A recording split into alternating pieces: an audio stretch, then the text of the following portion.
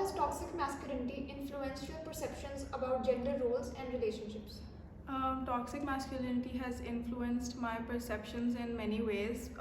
I've always seen my father as the head of the house growing up, and although my mother had a huge role, but as a homemaker, she wasn't given a lot of importance, which, not to say that my dad is toxic masculine, but I've always felt that she should have gotten more importance in the household because she plays just as big of a role as anyone else. In my household, I've always seen my cousins and older brothers being able to have more freedom when going out. They have more liberty, whereas we have curfews. We're not able to go out after a certain point in time, while the boys are allowed to drive freely, go wherever they want, which I feel is really unfair and another example of toxic masculinity, which was brought about by my father, who was obviously a man. So it's a generational trait, toxic masculinity. In what ways do you believe toxic masculinity contributes to gender-based violence? Toxic masculinity 100% contributes to gender-based violence because we see a lot of cases every day: honor killings, domestic violence, assault cases.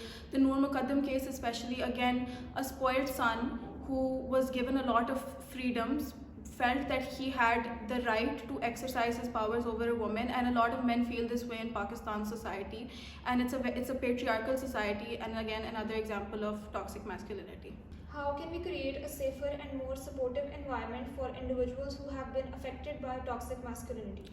I think it's our own generation's job to fix this issue because obviously patriarchy and toxic masculinity has been brought down by generations. It's become a cultural thing, especially in Pakistan, which is why it's our job to make sure that our men and women are treated equally, and if not equally, they should be given equity and should be able to exercise the same rights.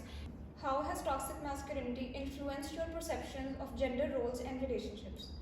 I think toxic masculinity has made everyone believe that the man should be the provider in the relationship, which I also believe with, and that women are traditionally more submissive and they're caretakers instead of also being breadwinners for a family.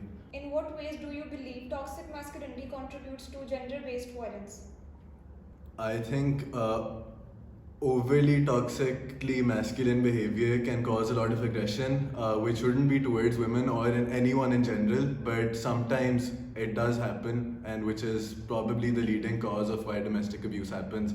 I mean, no one in their right senses is normally aggressive to a woman, but when there's too much aggression and there's too much pent up anger, which could be toxically masculine, that would lead to some bad things.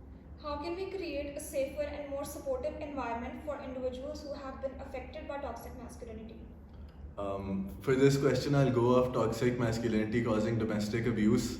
So I think creating a safe environment would be definitely by spreading awareness and also offering free therapy and other forms of helping people talk about their experiences, especially women who had bad experiences due to such things. How has toxic masculinity influenced your perceptions of gender roles and relationships? Masculinity is not inherently toxic, it's how it's perceived.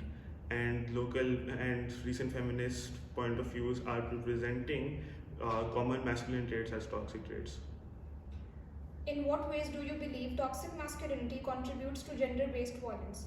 Well, I do believe that some people who are incapable of expressing their masculinity in a positive way resort to gender-based violence, and I am completely against this idea. So, one way they can make it better is if men are allowed to express their masculinity in a healthy way. How can we create a safer and more supportive environment for individuals who have been affected by toxic masculinity? Allow a more open environment for men to exhibit and express their masculinity, and to not shun them for these natural traits which are inherent for men. These traits are the same traits which have helped build our economy for the past 2000 years, and I don't think that they should be shunned for it. But only when it's not expressed in the right way does it resort to violence.